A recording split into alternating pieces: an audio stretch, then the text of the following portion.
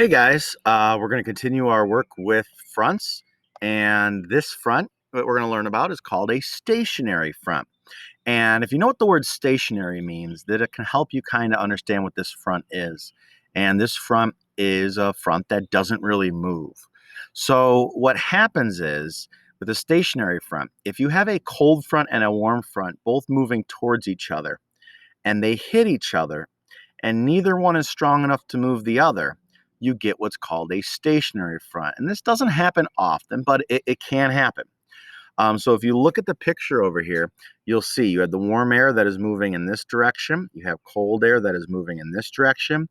And when the two of those meet, it's almost like, two things hitting each other. Neither one is strong enough to move the other. The forces are balanced, like in our forces and motion unit, and you get a stationary front.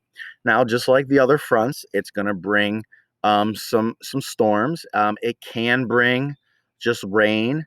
It could also bring some strong storms. It just really depends on the difference in temperature of the fronts. Um, you get a wide variety of different clouds and types of precipitation, and they'll stay like that until one of the fronts becomes strong enough to move. So if the warm front eventually becomes strong enough, then the stationary front will become a warm front.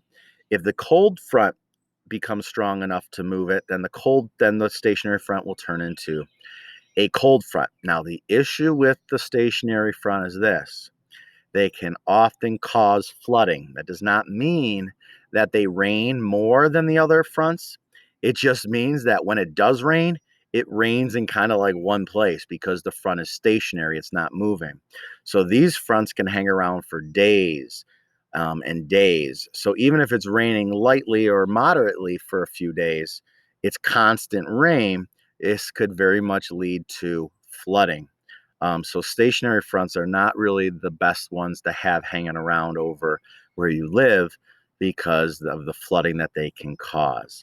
If you look at the symbol, it's both a mixture of cold and warm with the little symbols pointing in opposite directions because they are pushing against each other.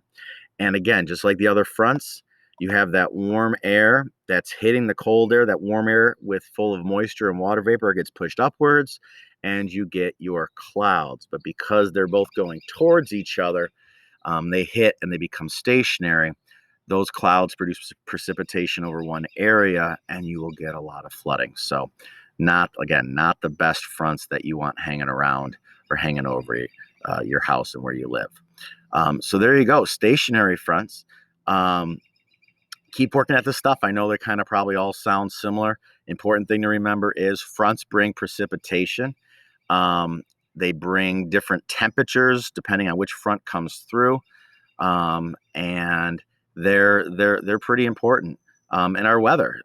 You want to know where these fronts are, where they're heading, so we can better predict the weather. So keep pushing this stuff, keep working at it. I know you guys are going to get it, and you guys are going to do a great job.